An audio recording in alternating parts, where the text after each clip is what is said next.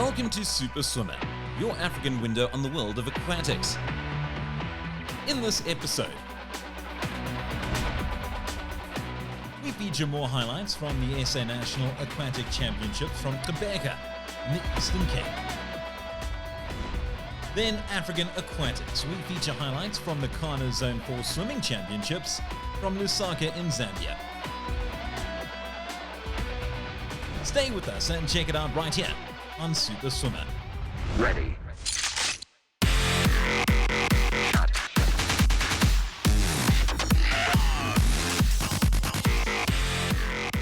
This is Newton Park Pool Complex in Quebec in the Eastern Cape.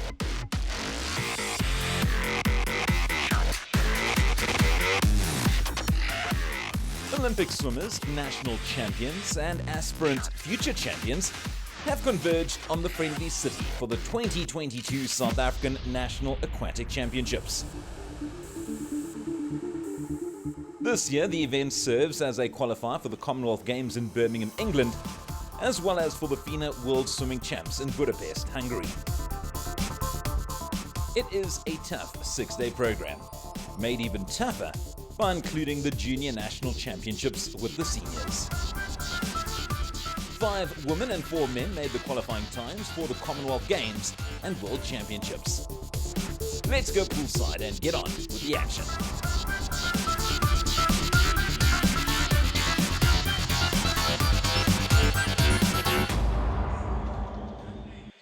Cool, medals done and dusted. We move over to the next event. It is the final of the 400 men's. I am Bennett, Keelock, Russ, Litchfield, Breitenbach, Vierby, Kasali, and Boshoff. Got a bit of a straggler who's just walking around the pool. He decided to join us. One Chad Leclos. How are you, Chad? Hey, awesome, brother. How you doing? Very well, thank you. Great to have Chad in the mix. It's been a great couple of days so far. He's got the evening off. Let's get the start underway before we get chatting. And they are away. So, Chad, how does it feel like having the evening off? You know what, I think it's been about 12 years since I've had a night off at Nationals, so I'm very happy to have that. Yeah, great to be commentating again, as always, with you. And yeah, this should be a good race, this 4 AM, I think. Yeah, it certainly will be. Wins to look out for Max Litchfield, all the way from Great Britain. Ruan Breitenbach, Ruan Russ. Of course, they certainly need no introduction. They've done tremendously well over the course of the last couple of days. I saw you watching Matt Sates now when he qualified with the free. You probably had a bigger smile than he did. Yeah, no, I'm very happy. Look, Matt's he's got a special place in my heart. That kid, you know, he's had a great. You know, I know his family well, and obviously Wayne, and you know, just having him come train with me before Olympic trials last year. You know, he stayed with me for a good 8-9 weeks, and he works really hard, and he's got a lot of talent, you know, and I can see the potential shining through every time, you know. The man went from 148 last year to 147 this morning to, yeah, he's a phenomenal talent, honestly. Yeah, he certainly is. And who to watch out here? Of course, Max Litchfield, he's impressed all the way from Great Britain. Absolutely, yeah. He's been training with me the last 6 weeks in Cape Town, and, man, that guy, they're very similar, him and Matt, because they both train like animals. Yeah. They do anything, and there's no aerobic. There's no aerobic training with them. It's racing. It's everything is threshold. Everything. When I jump in the aerobic set with them, I'm pretty much maxed out because the guys really start to push. Jeez, that's interesting to hear. And tell us, with your Commonwealth Games dream, of course, are you looking to go and qualify for your 3rd Commonwealth Games? Also, fourth. Looking to become the most decorated Commonwealth athlete of all time. Yeah, absolutely. Look, I'm very excited because this is a special year for me because I've won the 200 fly in 2010, 2014, 2018. Yeah. So no one's ever won 4 in a row, you know, for 12 years undefeated in the Commonwealth. That's my plan. Look, I still got to qualify tomorrow. I haven't got a time yet, so I've got to still qualify. I'm very, very happy to be here. It's been a much better start to the year than it was last year. Last year was such a hard year for me, in and out the water. So things are going as good as they can be outside the water, so I'm very happy. Well, the great thing is we were chatting earlier to Theo Verster, and I think everyone shares that common belief. It's amazing because despite the fact that athletes near the age of 30, they always think, they're pretty much done and dusted. That's not the case with you, and you can see the hunger when you get into that water, that winning is everything for you. Absolutely. Look, you must understand, for me, it's I've been doing this for a long time, but I also am, you know, it's my job, right? I've been doing this for a long time, like I said, but I love to compete. I like to compete against Matthew when he's swimming well. I mean, honestly speaking, I really wanted to swim the 2 free. My coach pulled me out. He told me I should be smart about it because I got the 2 fly 100 free the next day, and I'm going to obviously try qualify. too free, I'm not going to swim anyway. But the competitor in me wanted to race Matt today. Yeah. I wasn't going to beat him on 146.1 if I'm being totally honest, but I would have given him a good run and I would have swum my heart out. But you know, I got to look after my body. I'm 30 years old next week, and I got to make sure that I'm peaking for my ride races, because 200 free at the moment is not my main race. And yeah, we're going to see what happens in two fly tomorrow night. Yeah, well, we're really excited to see it. Of course, it's one of the marquee events, and of course, it's one that you absolutely known for, the one that you made your name. Yeah, absolutely. It's crazy. You know, I won my first national title in 2010 on my 18th birthday, 12th of April 2010. I beat Sebastian Rousseau, and you know, we were good friends growing up, and you know, I remember I came back, you know, 29-7 or whatever it was, and I remember it was like such a big moment for me in my career, because my first national win, my first national title, my first qualification, you know, official qualification, winning it.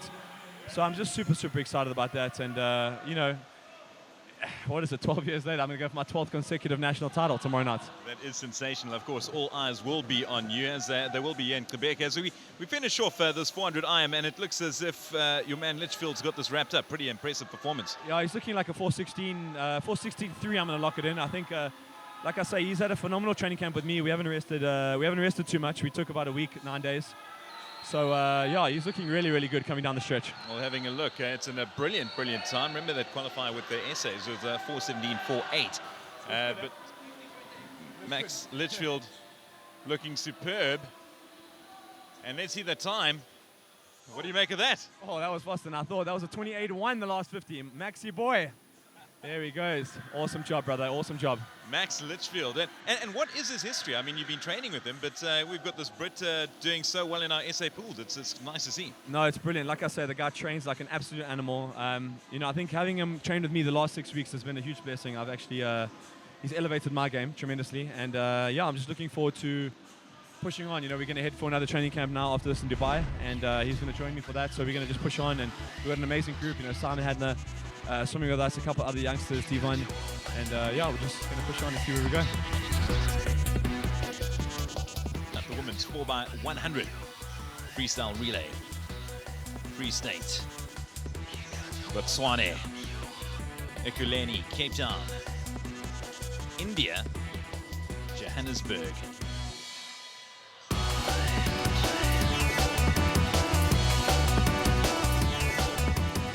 How's it like being a Cape Townian? I think last time we were here, you had officially moved then. Yes. And do you miss Durbs? No, I do, of course. Look, my family is still there, so I go home a lot, especially when I'm back home. This year's been a bit strange because we obviously, yeah, we haven't been traveling as much. But yeah, I'm going back to Durbs now for 2 weeks before I go overseas, so I'm very happy to be back, of course.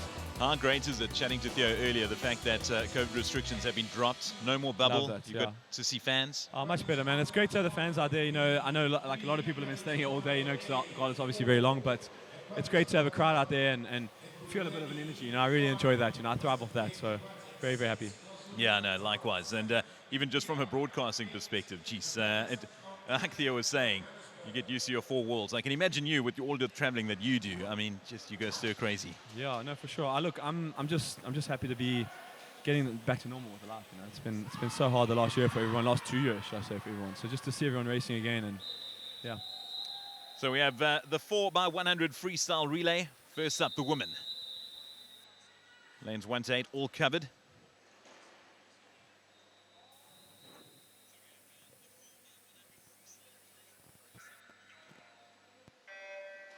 And away they go. How do you see this one going? It's going to be good. I'm interested to see how Erin goes. I think she's had a good little couple of days so far. She's out pretty hard here, but we obviously got a couple of them. Obviously, Amy's super strong in this event, and Emma, fresh off that 50. Let's see how she goes. Yeah, it's amazing the resources that the swimmers have. I mean, we kept on mentioning it earlier, but the fact that he managed to finish a swim, I know we spoke about last night's one as well, yeah, and get back in the water almost immediately. Yeah, no, it's crazy. Last night was a crazy one, honestly.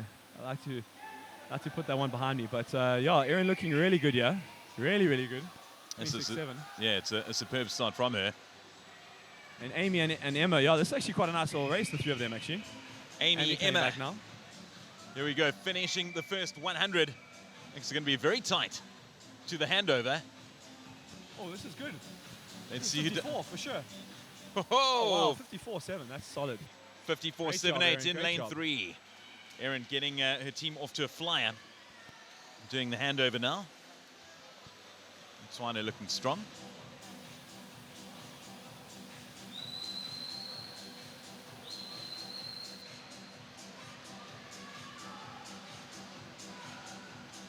Watching at the turn.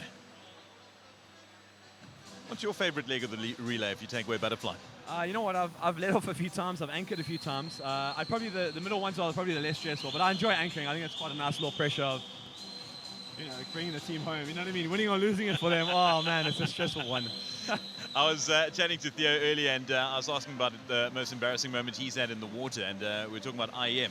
If he's ever forgotten the transition, he got the word wrong. He said no, he hasn't, but he miscounted doing 800, I think, and he did 850.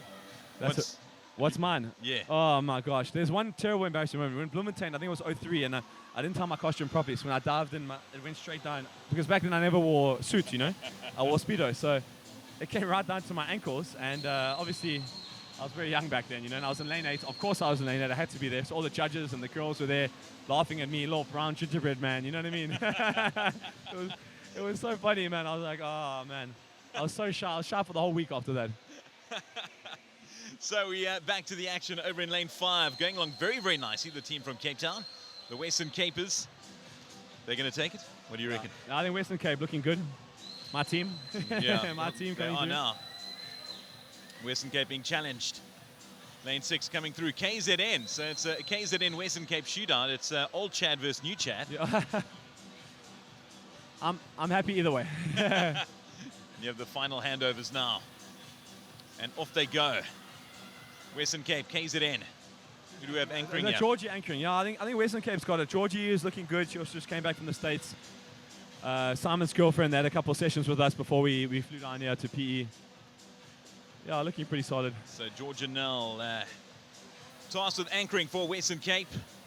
Cape Junior, she's going to make the turn. Let's see how they do.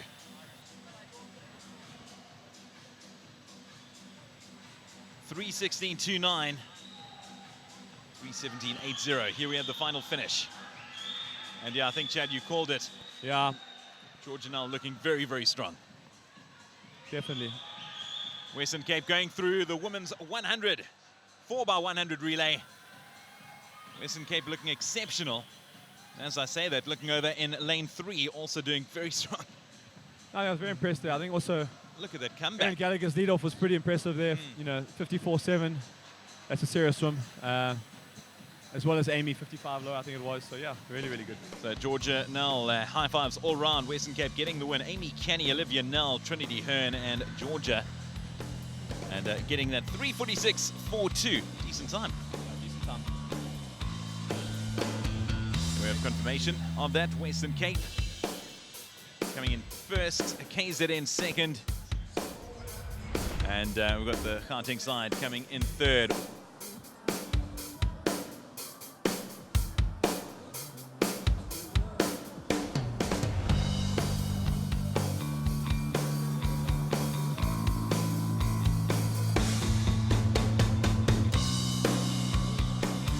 It is a tough 6-day program, made even tougher by including the Junior National Championships with the seniors.